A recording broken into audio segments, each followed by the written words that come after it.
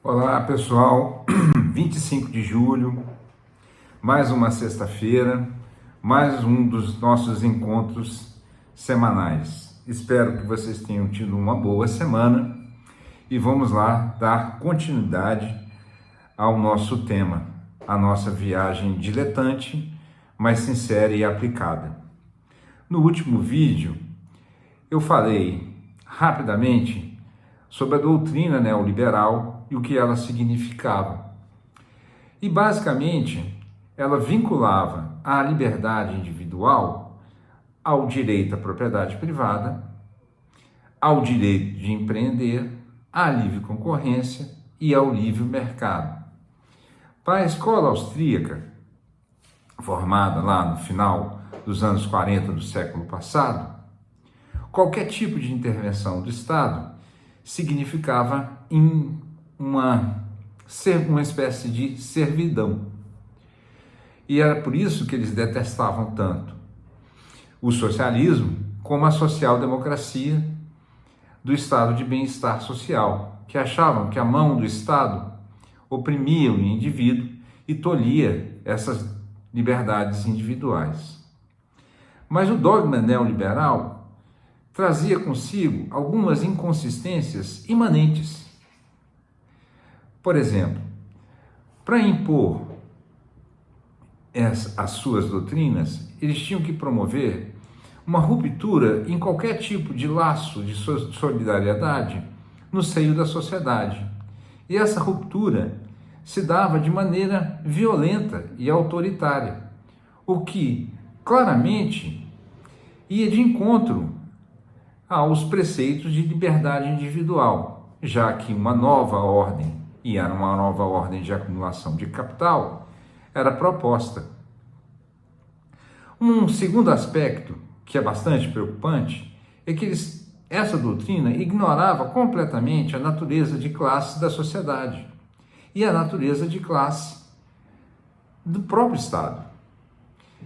E o Estado, que passava a ter um papel assim de ser um curador discreto, que não fazia nada mais do que promover um ambiente favorável aos negócios, ele se propunha a promover mera e simplesmente a prosperidade através do mercado, partindo daquela máxima, a maré montante eleva todos os barcos. Só que tanto a sociedade como o Estado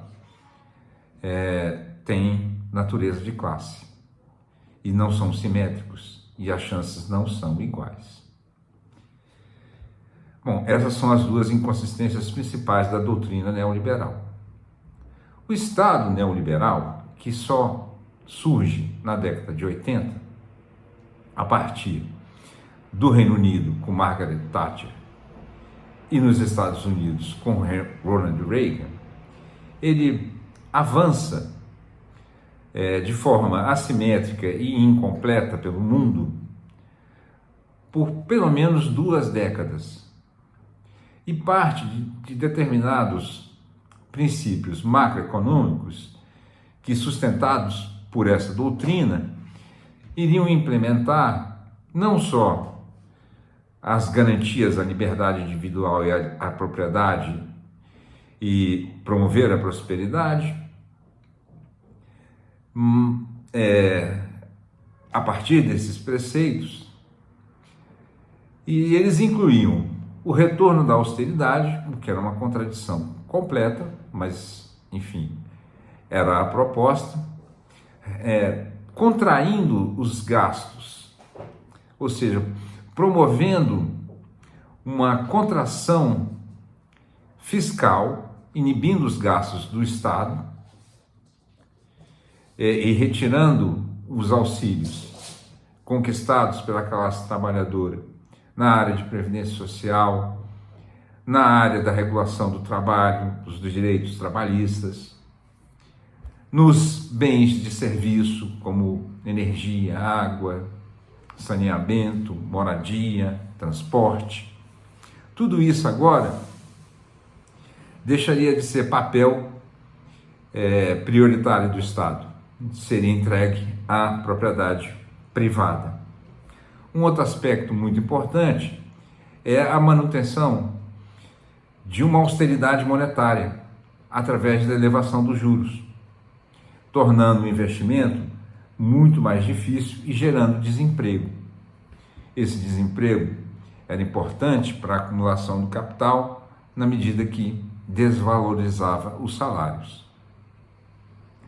O outro aspecto macroeconômico foi o abandono do câmbio fixo, que foi acordado lá em 1944, na conferência de Bretton Woods.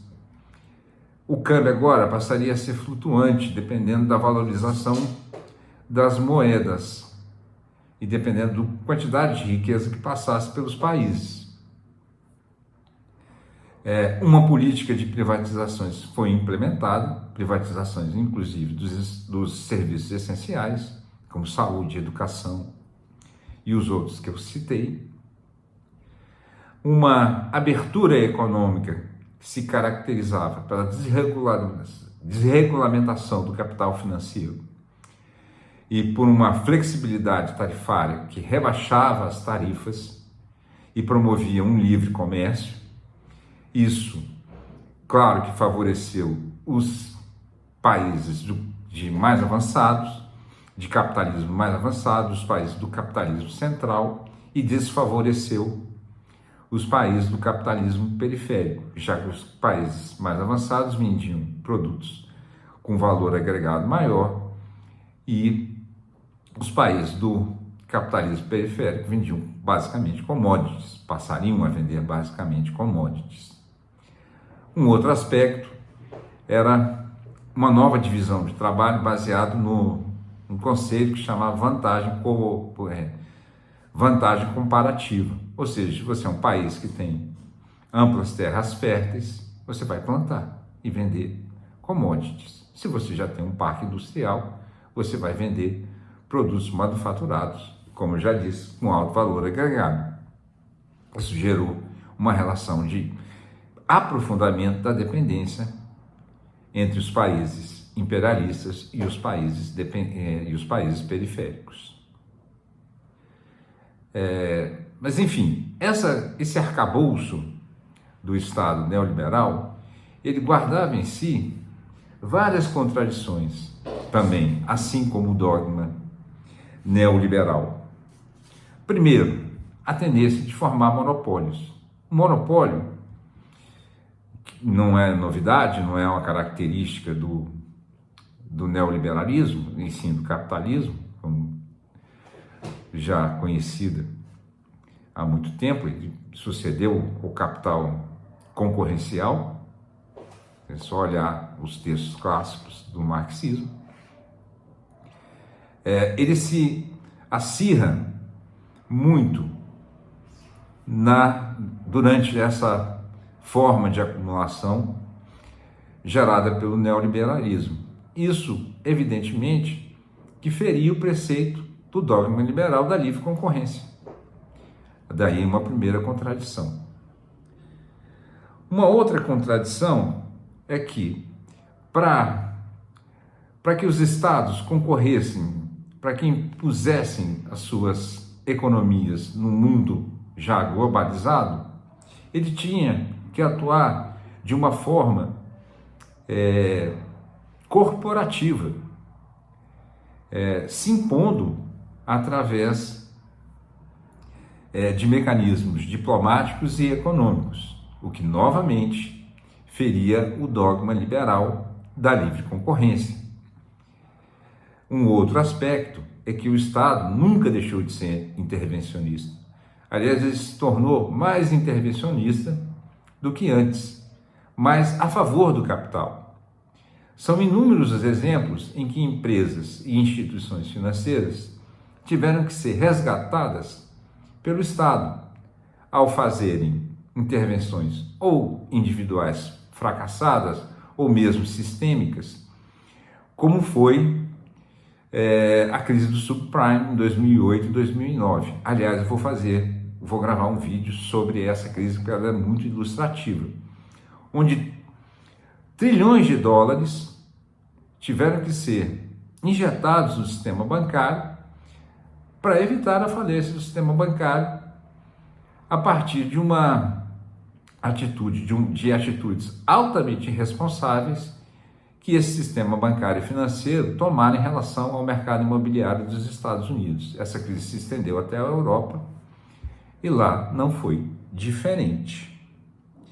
Além disso, a própria legislação, ou seja, o próprio Estado, passou a ser, de certa forma, regulado por lobbies de empresas que queriam que determinadas leis fossem aprovadas para favorecer seus próprios interesses, a sua própria acumulação de capital. Um exemplo recente aconteceu aqui no Brasil, quando essa PEC da destruição foi aprovada, uma PEC que acabou com a regulação ambiental para favorecer o agronegócio e a mineração. Então, o Estado intervém a favor da burguesia e a burguesia intervém no Estado. Mas, como eu disse no início, o Estado tem caráter de classe.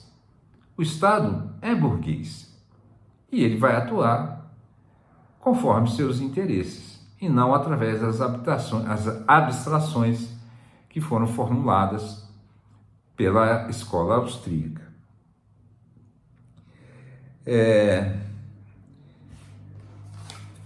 De forma. E um outro aspecto que também contradiz o dogma liberal é o próprio autoritarismo corporativo. E ao jogar nas costas do trabalhador obrigações e direitos que antes eram do Estado, o trabalhador ficou à mercê de corporações que ditavam suas próprias regras de mercado, ditavam quanto ia ser de aumento, muito frequentemente, acima da inflação, sem que o trabalhador pudesse fazer qualquer coisa para pagar, por exemplo, seu seguro de saúde ou sua previdência privada. Vejam o exemplo do Chile, a desgraça que a previdência privada gerou. Um outro aspecto é que a tese que foi aplicada na prática de destruição dos laços sociais de solidariedade criou um vácuo na sociedade, uma espécie de anomia que foi preenchida por movimentos reacionários, religiosos, radicais, que hoje, a maior parte deles surgidos nos Estados Unidos, que hoje estão dando suporte e origem a sistemas políticos de caráter fascista ou neofascista e, ao mesmo tempo, neoliberal.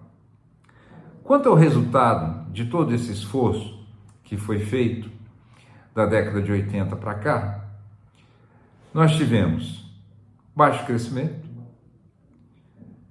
desemprego, precarização do trabalho e uma acumulação brutal de renda e riqueza. É só você olhar os grandes oligopólios e ver o patrimônio deles. Muitos deles superam o PIB de vários países do mundo. Então, no fundo, o Estado neoliberal, o dogma neoliberal, continha não só contradições, mas continha uma espécie de farsa. E o Estado neoliberal é uma farsa completa. É completamente farsante. Porque nunca se tratou de gerar prosperidade através de flexibilização do papel do Estado ou de liberalização do fluxo de capitais ou de mercadorias. Tratava-se de uma restauração de poder de classe. A burguesia havia perdido muito na década de 70 com o agonizante estado de bem-estar social e precisava resgatar esse poder de volta e impor uma nova forma de acumulação de capital. Ou como nas palavras do geógrafo marxista David Harvey, tratava-se de uma revolução dos ricos contra os pobres. É isso aí, era o que eu tinha para dizer. Quero só dar um recado. Semana que vem, na próxima sexta-feira, eu farei a última live antes das minhas férias e será uma entrevista com um sociólogo sobre temas atuais. Nós vamos dar um tempo de discutir essas questões que começaram lá na austeridade fiscal da década de 20, para discutir temas mais atuais. Muito bem, boa sexta-feira, excelente final de semana e até a próxima.